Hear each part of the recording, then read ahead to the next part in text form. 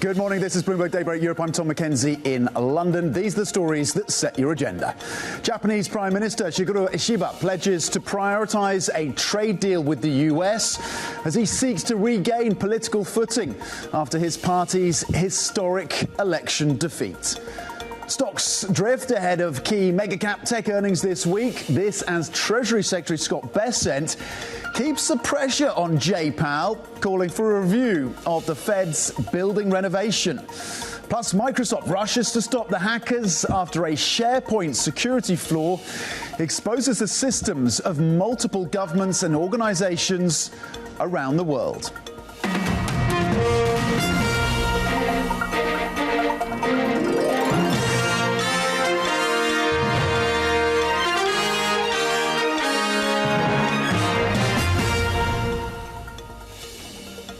So after a 14th record high for the S&P 500 by the end of the close on Monday, European futures pointing lower by 0.4%, looking for a bit of direction. The earnings, of course, when it comes to mega cap tech, with the likes of Alphabet reporting later this week in focus. FTSE 100 futures pointing lower by 0.3%.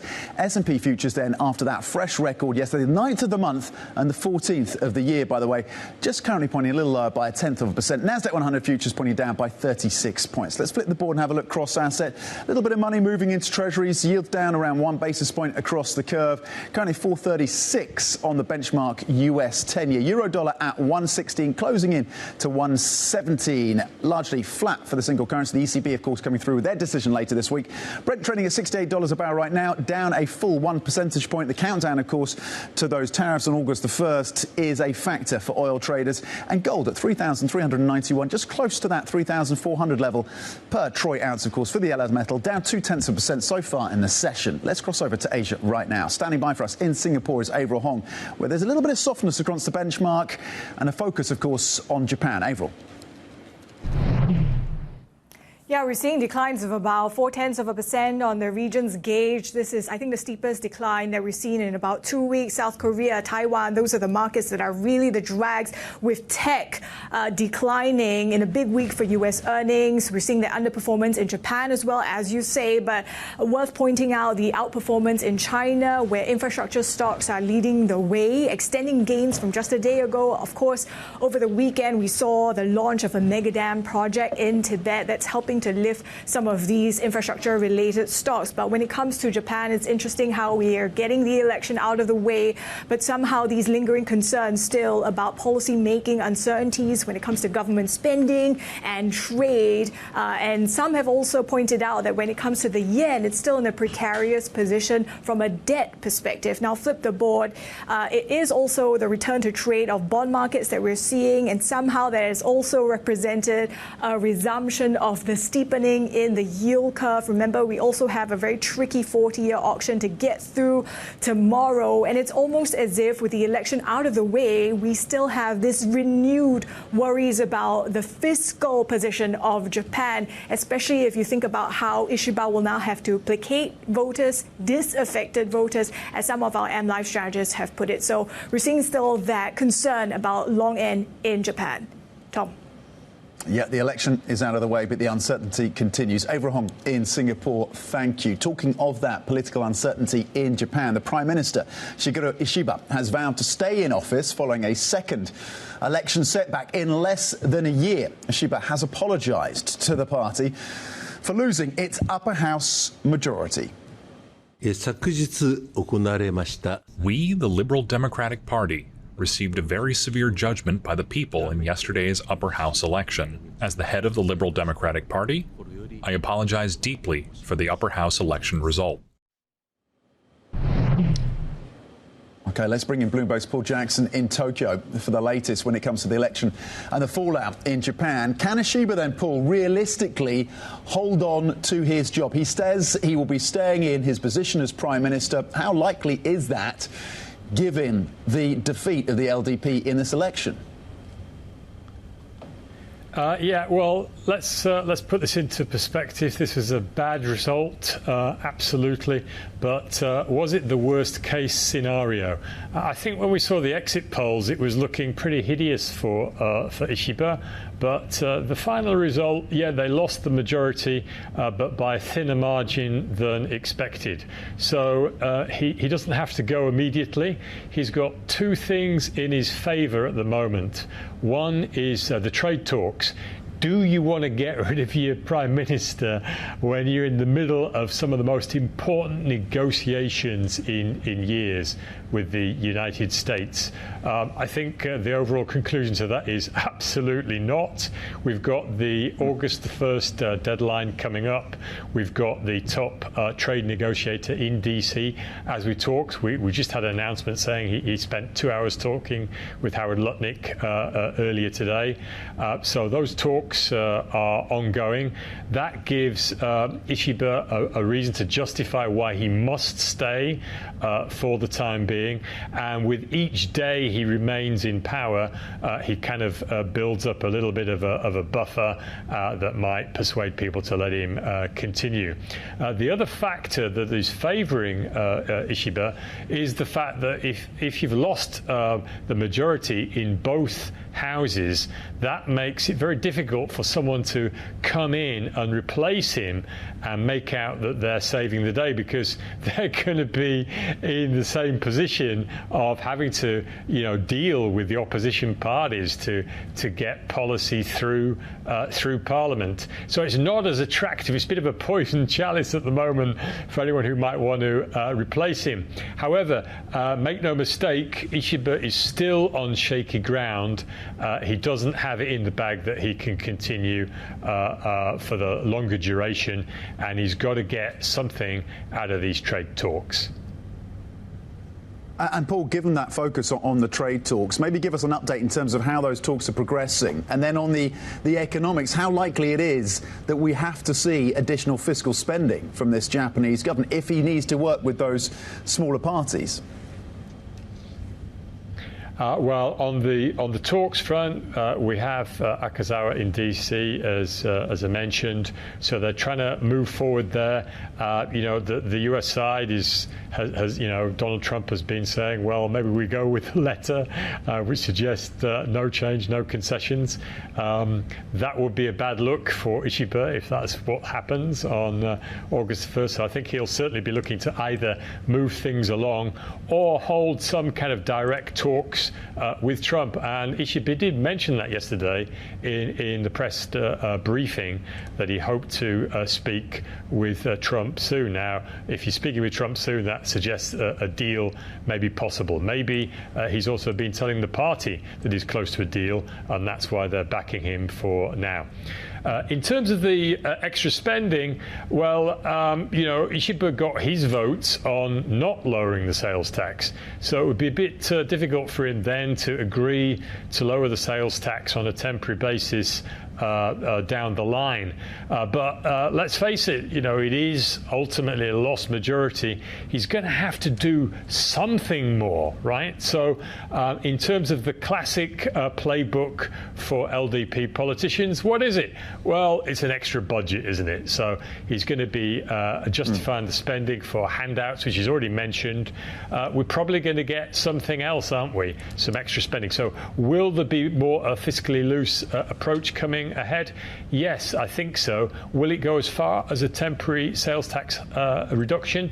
Well, they can't rule it out, but the one key thing, well, there's many key things with a sales tax reduction, but obviously it costs a lot more because it's going to affect you every year going forward. But the other thing is Japanese politicians hate raising it. So once you've lowered it, even if you've agreed for a 2-year time frame, will they actually follow through with that?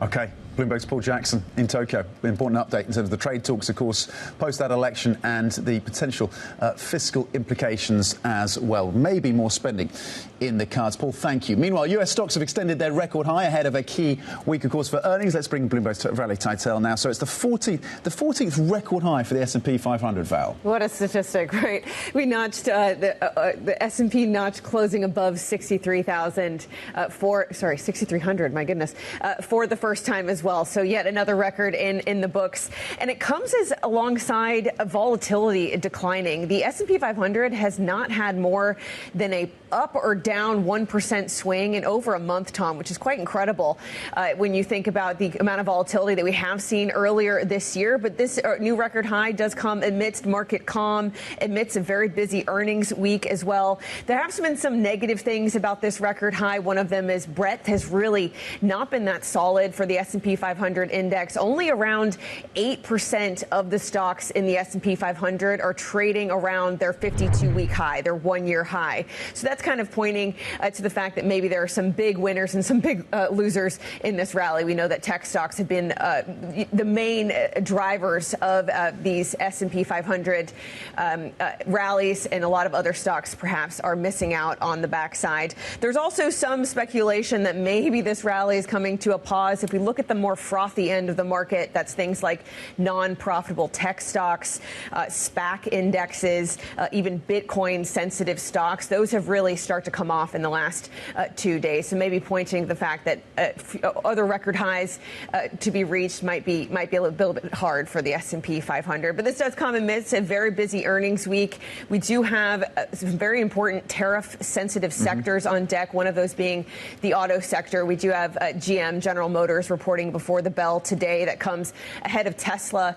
tomorrow. We have Volkswagen out of Germany on Friday and Ford to report early next week. So I think that might be the key driver for at least the tariff narrative on how these companies are dealing with the margin hits from tariffs. OK, can the earnings story continue to propel further upside for the US stock story? Meanwhile, Scott Bessent, the US Treasury Secretary, of course, seemingly starting to take a harder line on the Federal Reserve, on Jay Powell. And this is someone who's been seen reportedly as a bit of a protector of the Fed chair as he leads up, of course, to that May exit 2026. So we did hear from the Treasury Secretary. He went to X to clarify some comments he had made from CNBC earlier in the day, basically saying that for the Fed to bolster their credibility, they need to initiate an exhaustive review of their non-monetary policy decisions. We know that these renovations of the Fed building have taken a lot of criticism of the Fed's decisions, and he criticized what he said persistent mandate creep into areas beyond its core mission. He didn't necessarily specify what he meant by that statement, but he did claim that there should be a review of the Fed's decision to undertake what he sees as massive building renovations. Now, note, this is something that Jerome Powell has also asked the Inspector General to conduct. That was last week, where he asked basically the watchdog of the government to inspect an independent review. So it's something that Jerome Powell has taken on board.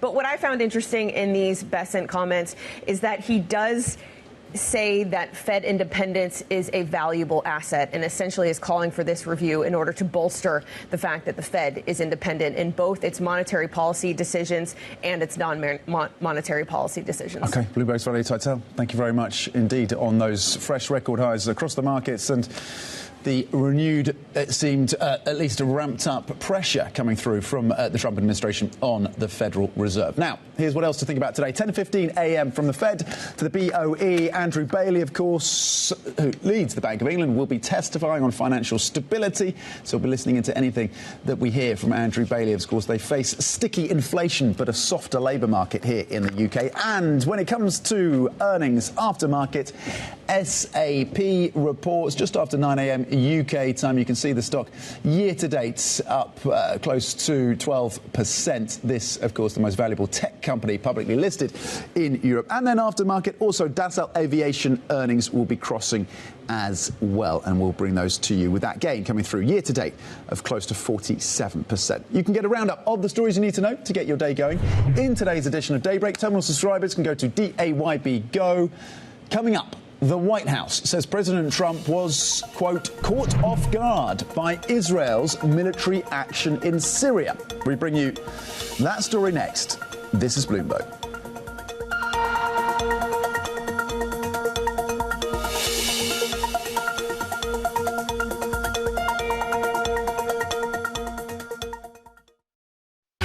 Season is here. The focus is on the European earnings space. A busy week of corporate earnings. We're going to be deeply into a lot of these earnings stories. Bloomberg is first to break the numbers. Santander, Caixa, Soc Gen, Deutsche Bank, HSBC, BBVA. A slew of bank earnings already out. With the smartest insights. There is an earnings revolution going on. Markets are going to be driven more by earnings. It looks like the worst is behind us. Continuing coverage on Bloomberg. Context changes everything.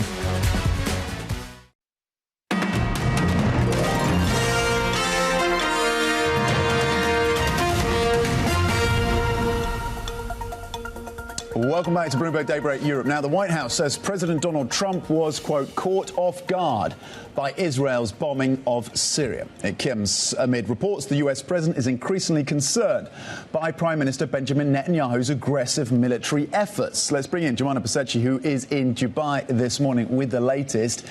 So a pretty significant admission from the White House. They were caught off guard by this escalation from Israel when it comes to Syria.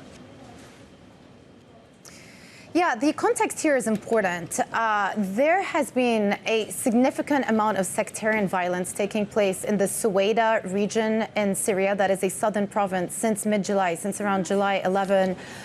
Two communities fighting against one another, Sunni Bedouins on one side against the Druze on another. Druze is a group whose faith is an offshoot from Shia Islam. But the point is, there has been a significant amount of violence, and independent monitors suggest that atrocities and human rights abuses have taken place. So where does Israel come into the mix? Now, Israel has always seen itself as a bit of a protector for the Druze community around the region, and namely because if you go back to 1948, the Druze community did actually side themselves with the Israeli state that was being established. And so there is a lot of historical, I would say, ties between those two groups. And so more recently, Israel intervened once in April on behalf of the Druze community, and then once again recently by targeting some of those military facilities in Suwaida, but then also in Damascus last week as well. Now, the U.S. are saying that they were not aware that Israel were going to strike that headquarters, and that pretty dramatic image that we're showing right now on screen. But Israel do say that they did give advance notice to the United States because the United States have been actively involved in the developments in Syria. As we know, President Trump actually met with the interim president, Ahmed al-Shara, back in May of this year, has removed the Syrian sanctions and has floated the real possibility of normalization talks between Israel and Syria, which kind of seems paradoxical at this time, given that the two sides seem to be targeting or attacking one another. That being said, U.S. did manage to broker a ceasefire that it still seems to be upholding as of now from Friday of last week. The question is whether the sectarian violence within Syria can calm down, and whether, the other big question, you may see the real possibility of another civil war emerging, which is not a possibility that Arab states or the United States would like to see. Yeah, indeed. OK, so we continue to watch the events on the ground in Syria and Israel's involvement there. Also, late yesterday, Jumana, of course, a statement from 28 countries, including Britain, Japan and several European nations, not Germany, interestingly, several European nations, saying the war in Gaza, quote, must end now. What is the significance of this statement? Can it move the dial at all in terms of what is taking place in Gaza? Yeah, that's right. So a group of 28 countries got together, put out this statement, not including Germany, as you say, not including the United States, but includes Canada, France, other European nations, and in pretty strong terms said that the suffering of civilians in Gaza has reached new depths. We condemn the drip feeding of aid and the inhumane killing of civilians. It is horrifying that over 800 Palestinians have been killed while seeking aid. And of course, this is in reference to the number of Palestinians who have been killed in line waiting to get humanitarian aid assistance. The way that the humanitarian aid has been administered is under an increasing amount of scrutiny, and it is clear that the pressure is piling on Israel, both in terms of the way the humanitarian aid is administered, but then also with the ongoing war, with the UK Foreign Minister David Lammy saying that there is no military solution to this war. The next ceasefire absolutely has to be the last ceasefire. Now, as we say this,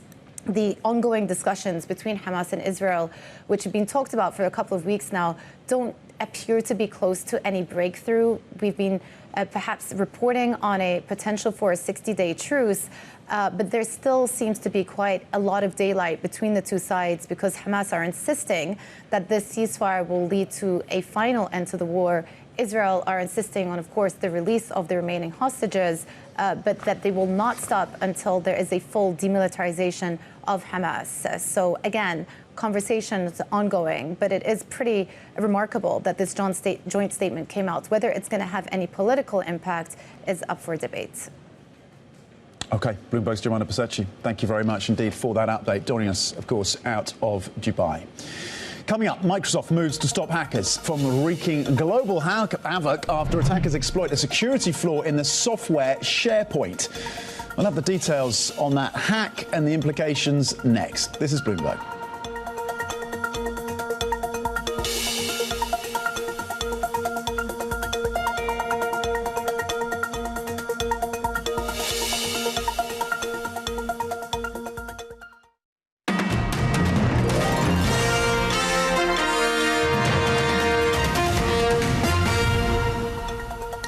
Welcome back to Bloomberg Daybreak Europe. Microsoft is rushing to roll out fixes for flaws in its SharePoint software after cybersecurity researchers and hackers had been able to steal sensitive information from governments and businesses. The company released a patch at the weekend, but is still working to fix other vulnerabilities. Let's get more from Bloomberg's EMEA News Director, Ros Matteson. Ros, what are the problems then with SharePoint? How serious is this?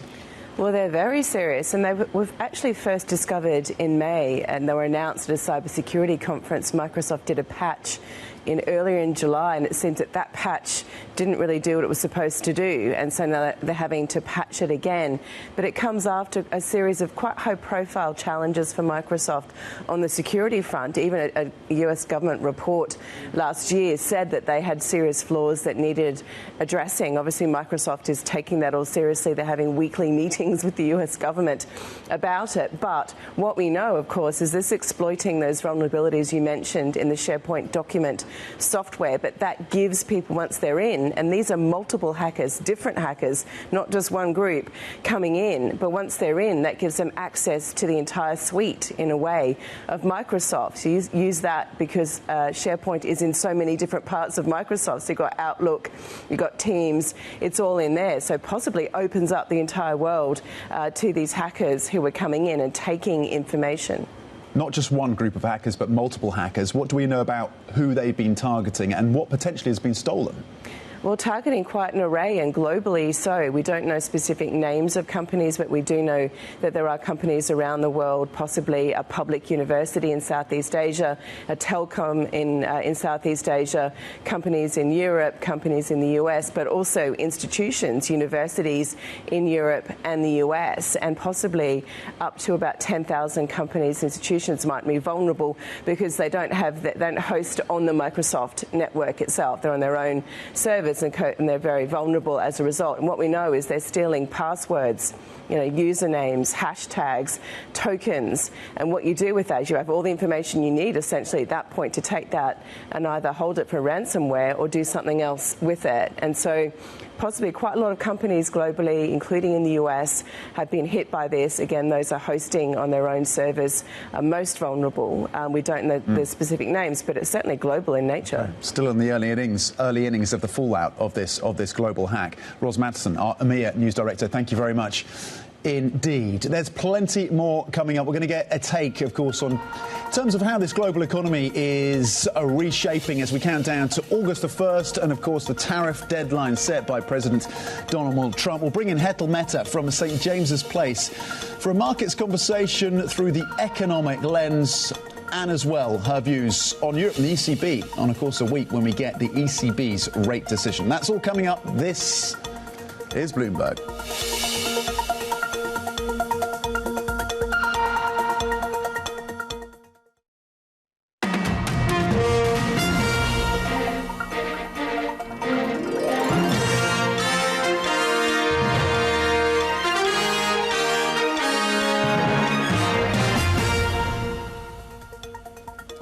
Good morning, happy Tuesday. This is Bloomberg Daybreak Europe. I'm Tom McKenzie in London, and these are the stories that set your agenda. Japanese Prime Minister Shigeru Ishiba pledges to prioritise a trade deal with the US as he seeks to regain political footing after his party's historic election defeat.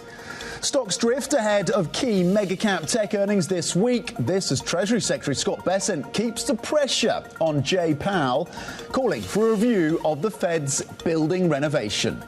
Plus, Microsoft rushes to stop the hackers after a SharePoint security flaw exposes the systems of multiple governments and organizations around the world. Let's check in on markets then, as it seems equity markets looking for direction. Maybe it's the earnings story that will give the equity markets renewed focus. You had, of course, the S&P 500 notching a 14th record high of the year yesterday, closing higher with that fresh record. Today, US futures pointing a little lower on the S&P 500, it's down 0.1%. Here in Europe, Stocks 50 futures pointing down by 0.5% after a flat close on Monday. FTSE 100 futures pointing lower by 0.3%. NASDAQ 100 futures looking to drop 38 points. Alphabet and Tesla reporting later this week. Cross asset, US benchmark 10-year yields currently yielding 4.37, bit of stability still in the Treasury markets. Eurodollar at 1.16, largely unchanged in the session. And Brent, a little softer, down 0.7% on oil. So watch the oil majors at the open, 8 a.m. UK time. Could see a bit of pressure there. And gold down 0.3% at $3,388 per troy ounce. Now, more than 60 of Germany's leading companies have pledged to invest at least 100 billion euros in new projects to help lift Europe's biggest economy out of stagnation. The corporate vote of confidence comes as Chancellor Friedrich Merz's government has seen its lead narrow in recent polls. Let's bring in Bloomberg's Oliver Crook, who's been speaking to some of these corporate CEOs and German titans of business. Ollie, will the commitments then be enough to lift Germany's stagnant economy? We talk about that stagnation, and we talk as well about the popularity of Friedrich Merz. Still early, of course, in his chancellorship. Yeah, that's right, Tom. I mean, listen, this is going to be the private component of what is a massive spending drive that the German government, that's really been the centerpiece of Friedrich Merz's chancellorship so far, is the unleashing of the debt brake and unleashing potentially alongside with that hundreds of billions of euros, if not more than €1 trillion worth of spending. But that's only worth so much. You can only do so much from centralized government spending. You need the private sector also to step up, match some of those funds, because these are the companies, these are the industries that are going to drive growth for Germany in the future. The government can do its part, but it needs to be matched by the private sector. And this is an initiative that was spearheaded by Christian Sewing, the CEO of Deutsche Bank, and the CEO of Siemens, Roland Busch, both of whom came into the studio yesterday just before their meeting with the Chancellor to basically talk about what they see as the future of the German economy. And this is a German economy that will look very different than it has for the last 50 or so years. You know, not less of the smokestacks heavy industry and a lot more of a knowledge-based and technology-based sort of economy. The sort of challenges that you have there, Tom, as you will well know, in the technology sector in Europe versus the United States, is Siemens, for example, has spent 15 billion euros worth of M&A on software companies in the United States. I asked him yesterday, why are you doing it over there? Why not in Europe? He says the companies just are not here. They're not as sophisticated. They're not as developed. They do not have the kind of resources that Siemens needs in order to drive itself into the future. And as you mentioned, Tom, this is also super important for Friedrich Merz. You have the AfD, the far right, waiting in the wings, just a couple of points behind. So he needs to prove once and for all that the mainstream of German politics can deliver for Germany and can deliver for the economy. And meanwhile, Ollie, all of these commitments coming through at a time, of course, when US and EU officials continue, of course, to discuss trade in the run-up, of course, to that August the 1st deadline. How vulnerable are Germany's plans to that trade war if indeed we get 20 or 30% tariffs as have been threatened? Yeah, and Tom, as you know, the German economy is singularly exposed to exports to the United States, more than many of the European economies. There are a couple that also share that kind of level of exposure to the United States in terms of exports, but really Germany is at the center of that. And so for CEOs like the Siemens CEO and the Deutsche Bank CEO telling me that, there's a lot of money waiting on the sidelines, there's a lot of bullishness within Germany, there's a lot of bearishness on the macro, they need to wait for it to be worked out. I mean, the Siemens CEO telling me that basically at a certain point, a kind of okay to not so great trade deal is better than 6-12 more months of will they or won't they on tariffs. You need some kind of certainty to move forward. But I did find one thing interesting, Tom. We did speak to Christian Sewing, the CEO of Deutsche Bank. He says that there's actually a silver lining for the banking industry and all of the chaos coming out of the United States. Have a listen to what he said. There is one trend which is the same across the world, that our clients want to have a European alternative to the US banks. We have very strong US banks, very capable US banks. But in this world of geopolitical uncertainties, they want to have a capable global European player. So clients increasingly looking for an alternative to U.S. banks, having a sort of hedge, more of exposure directly to Europe. And really, Deutsche Bank would like to be that bank, the European champion bank, Deutsche Bank. They say they offer basically a full suite of investment bank, of corporate bank. They have a global footprint. But just to sort of illustrate, again, the difficulty that some of these European businesses have on the scale, about 20 or 25 years ago, Deutsche Bank was about half the size, a third of the size of J.P. Morgan, which is now the biggest bank in the United States. Today, J.P. Morgan is worth about $800 billion in market cap, and Deutsche Bank is about 30 times smaller than J.P. Morgan. So again, illustrating some of the issues you have on scaling, but really Deutsche Bank would like to emerge as one of those European champions in European banking. Gosh, yeah, that is a bank that is dwarfed then by its key US rival, of course, in terms of JP Morgan, and that really gives that context, doesn't it? Oliver Crook, thank you very much indeed with the latest in terms of those investment plans and how the US trade conflict is reshaping the thinking around investments in that part of the world. Talking of investments, Sanofi, the French drug maker, of course, this is a redhead across the terminal. It is set to buy Vicebio for total upfront payment of $1.15 billion US. So $1.15 billion US. This deal, okay, being announced in the last couple of minutes. Vicebio is based in the UK. It is a biotech company focused on respiratory diseases.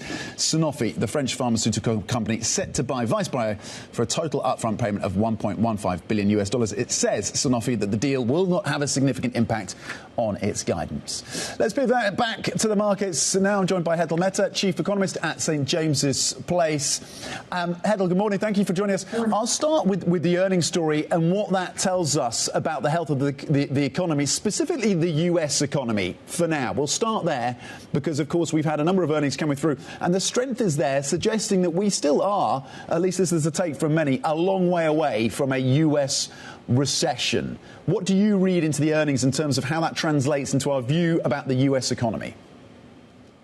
So I think the kind of underlying strength of some companies obviously is a positive. It shows that the economy is still quite resilient. We have seen the soft landing that we had long expected actually play out. So we've seen that growth slow down. We've seen that kind of mild kind of disinflation take place. But I think when we look ahead, I think there are obviously a lot of concerns around how quickly that inflation pass-through is now starting to come through from the tariffs. And I think so far, the inflation hit had been quite muted, and it suggested that companies were taking some of the hit. They weren't passing that on to consumers, but I think, to be honest, that's looking increasingly difficult.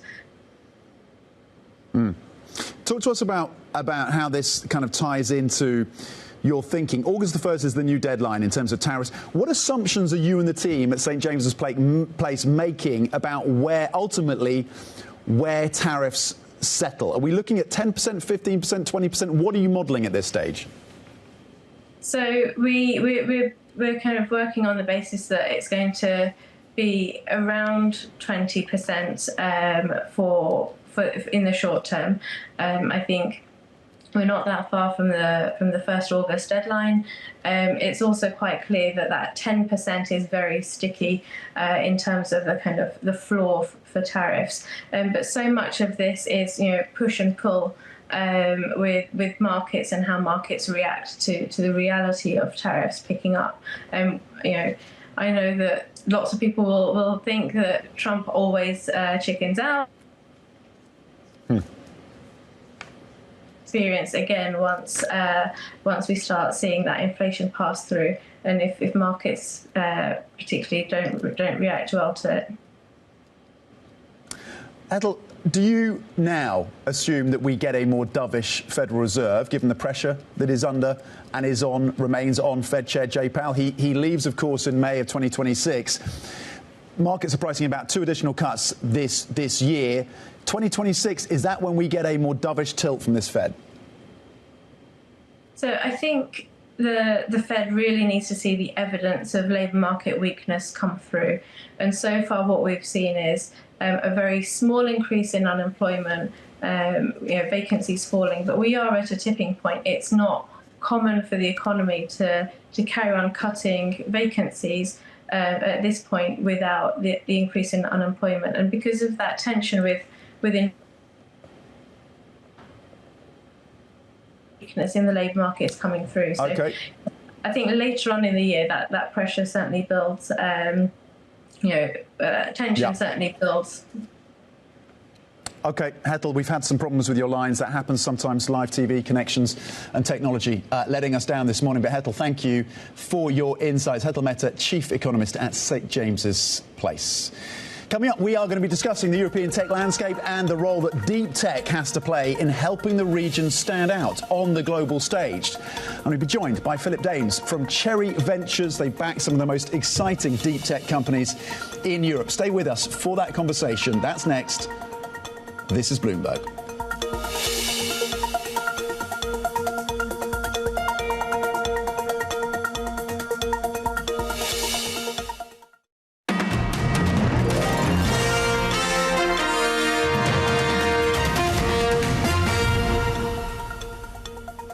Welcome back. Let's return to the German investment drive, the implications for Europe as well, and look at what role deep tech might play in turning around the nation's economic fortunes and those of the continent. I'm joined now by Filip, founding partner at Cherry Ventures, which has invested in some of the startups putting Europe at the forefront of innovation, including Proxima Fusion, Roboty, which is a micro robotics company, and the Exploration company, which is a space tech company as well, based over on the continent. Filip, thank you very much indeed for joining us bright and early this morning in the studio. Are we really on the cusp, potentially, of a resurgence when it comes to deep tech in Europe? Are the ingredients there now?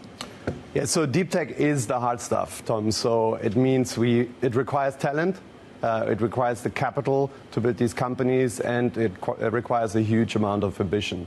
And I think in Europe today we have all three of these ingredients.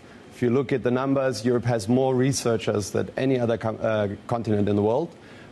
We have the capital now available. That's also why we've raised our recent 500 million pool of funds at the beginning of this year. And we have the ambitions. I think founders want to build big things, want to work on the hard stuff. And Proxima, Roboty, the Exploration companies, all great examples of this. So some of those things are coming together to create an environment that can actually build out deep tech companies that can have traction, not just in Europe, but globally. What though are the headwinds? What are the roadblocks that need to be overcome to get to that point where these are really scalable businesses? Well, first of all, I think it is what needs to be done right now in Europe. We are lagging behind. If you look at R&D spending, Max 7 is spending more on R&D than the entire public companies in Europe combined. So there's a huge catch-up that needs to happen at the moment. Yes, there are obstacles. If you look at the late-stage funding, Europe's still lacking the very large funds to back these companies at the later stage. This is why the public sector is a bit more important in Europe. We can talk about that.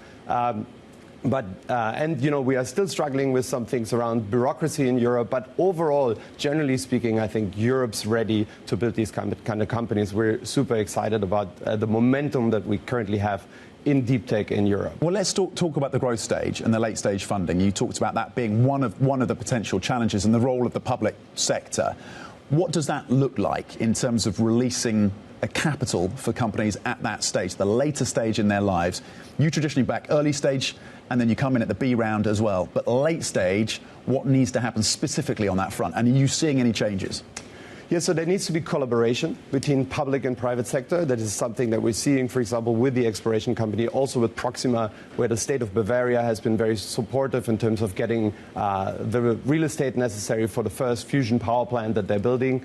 And we need bigger funds in Europe. So we're also seeing a trend of more large institutional investors committing to venture capital as an asset class. Venture capital is needed to fund these businesses. These companies won't be profitable for the first 7-8 years, sometimes longer of their journey. We need to have that patience. We need to have the stamina. And it just requires more money than a traditional software business. When do we see, we've been talking about the headlines around Nvidia crossing $4 trillion in terms of market cap. When do we see Europe's first $1 trillion company? How many years away are we from that? Well, we're here to back that first European $1 trillion company, so we hope it's going to be soon. We have some companies that are incredibly exciting in the starting blocks. If you look at Proxima, also if you look at Helsing, for example, other companies that are really pushing the bar in terms of what's possible in Europe. So I think it's not a matter of if, it's a matter of when. And particularly in AI, particularly in sort of everything around sort of European resilience, defense, energy, space, I think we'll see some great outcomes in Europe over the next decade. Yeah, so Proxima Fusion, based in Munich, and they're focused on examples around building out fusion technology, and they have some really impressive advancements on that front. And then Space Tech, of course, the exploration company in Space Tech. And then Helsing, which is a defense tech company. In AI, where does Europe extract the value? Where should Europe be positioning in the stack when it comes to AI? So Europe needs everything. Europe needs innovation on the infrastructure layer and on the application layer. We've been seeing some interesting companies like Black Forest Labs, that is an image and video model based out of Germany, or Mistral, which is a European-based LLM based out of France. So we have seen some strong companies on the infrastructure layer. On the application layer, Europe has also been creating some very interesting businesses. So application layer means, how is AI being used? With AI, we are facing one of the most important technological shifts that we've ever seen since the beginning of the internet. Companies are just starting to use AI. Everyone's talking about it, but if you look at the numbers, it's really a low percentage of companies that has actually implemented AI into all of their processes. And also consumer behavior will shift from traditional search models to LLMs, right? If you look at how search engines are being used by consumers today. So we'll see this massive shift, and Europe can play a big role both on the infrastructure side and on the application side as well. On the funding side, you'd raised $500 million at the early part of this year. Quite a feat in a time when there are those liquidity constraints and LPs are concerned, particularly around exits. There's a lack of exits. It's very difficult to recycle cash and get that liquidity out of these investments. How is that story playing out? Are we seeing more secondaries in this environment? Do exits come back? Do IPOs come back? Are we looking at acquisitions? So now we're coming from a time of zero interest rates and now in a very, very different market than what it used to be. So the IPOs are still at a very low level. We're seeing them come back. We've actually seen M&A activity increase significantly over the last months. And at the end, it is about quality. Right? We will see strong companies with strong earnings, strong revenue growth out of Europe, and these companies will be able to go public eventually.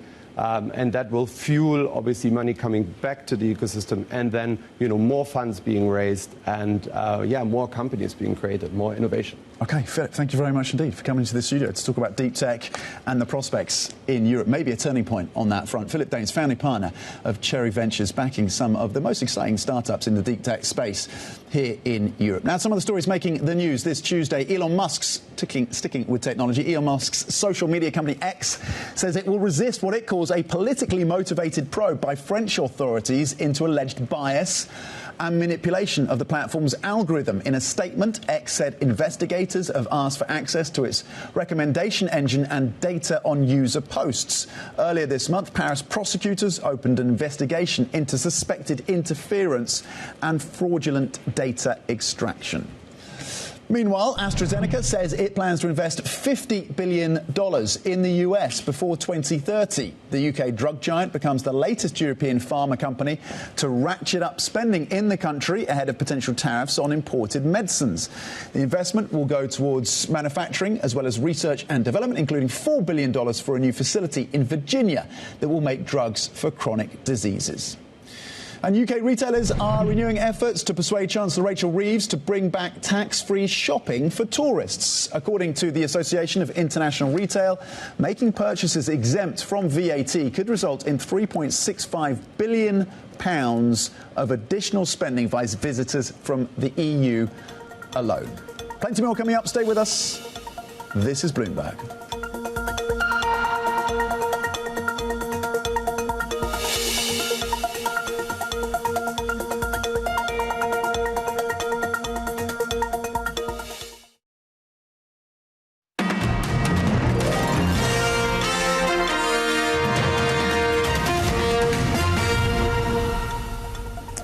Welcome back to Bloomberg Daybreak Europe. So the S&P 500 notching its 14th record high yesterday of the year, its 9th in less than a month.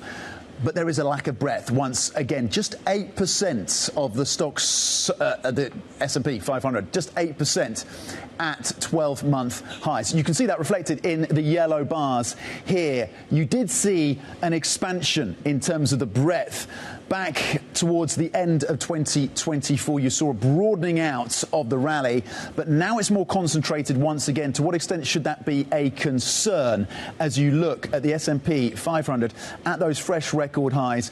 A concentrated number of stocks doing a lot of the heavy lifting. Of course, we'll get some answers as well this week with the earnings coming through from the likes of Tesla and Alphabet later this week. Let's flip the board and have a look more broadly at what's been happening over the last 6 months when it comes to the Trump trade. What a turnaround from the first 3 months, where, of course, you had equities stocks underwater. This is the 3 months, and you had the S&P 500 down almost 15%. Now the turnaround 6 months in, you've got the gains coming through from the S&P 500. Oil prices are lower. That is good news, of course, from the Trump administration, something they would welcome. And you have, of course, yields as well. Generally, most yields are also down as well, welcomed by the US Treasury Secretary of State, Scott Bessent, no doubt. One area of weakness is the dollar, of course. That continues to be pronounced. But if you're looking at a manufacturing sector revival, maybe that isn't such a bad thing. Worth noting that during the same period, the first 6 months of the Biden administration, you actually saw stronger gains from the S&P 500 than the first 6 months of the Trump administration. Nonetheless, the Trump trade, it seems, generally is back. Let's flip the board and have a look at what is happening with the most valuable publicly listed company in Europe, SAP, the software company, reporting results just after 9 a.m.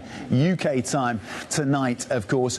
Over the last 12 months, you've seen gains of around 43%, 44%. Analysts are looking for continued progress when it comes to those conversions to the cloud product for SAP. Cash flow is going to be in focus, as is euro strength as well for SAP. Those earnings dropping just after 9 p.m. UK time. 9 p.m. UK time. We're going to be speaking to the CEO of Norsk Hydro, by the way, following the company's earnings beat this morning. That exclusive conversation coming at 9:30 a.m. UK time on the Pulse. The opening trade, though, is up next. This is Bloomberg.